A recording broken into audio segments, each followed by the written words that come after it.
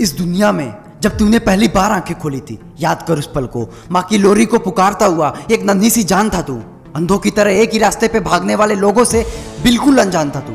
ना कोई झूठे रिश्ते, ना कोई झूठे कस्में वादे, इन सबसे परे था तू। पर जैसे जैसे आदमियों की शक्ल में छुपे इन मशीनों के बीच तू खुद को पलता हुआ पाया। ये मशीनें जो 9 to 5 के जॉब के बीच में फंसी पड़ी हैं, जो चाह के भी अपने सपनों के लिए कभी जी ही नहीं सकती। गुलामी की बेड़ियों से इन्होंने अपनी कहानी को लिखने से रोक रखा है। ये मशीनें घड़ी की उसी सुई की तरह हैं जो 24 घंटे सेम पाथ पे हर रोज चक्कर लगाती हैं। पर जब तुमने खुद को इन मशीनों और घड़ी की उसी सुई से कहीं दूर हटके खुद की जिंदगी को अपने दम पे जीने का सपना देखा, खुद की एक ऐसी कहानी लिखने के बारे में सोचा जिसे आज तक किसी भी कलम में इतनी ताकत नहीं जो ऐसी कहानी को लिख सके, और इन मशीनों के पास वो विजन ही नहीं जो तेरी इस कहानी को पढ़ सके। एक ऐसी कहानी जो तुझको इन जिंदा लाशों से बहुत दूर लाके खड़ा करती है। एक ऐसी कहानी जिसमें जीत या हार नहीं, सिर्फ प्यार है अपने सपनों से, अपने आप से, अपनी जिंदगी से।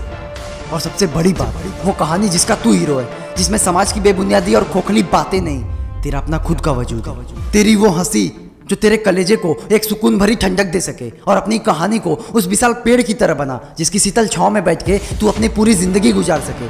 तो सोच मत, चल लिख डाल एक ऐसी कहानी जिसको सुन के इन जिंदा लाशों को जीने की एक वजह मिल जाए, जो सूखी हुई नसों में रक्त की वो धार हो, जिसका हर एक कतरा तेरी कहानी को चीख चीख के इतिहास के सुनहरे पन्नों में दर्ज करने पे मजबूर कर दे।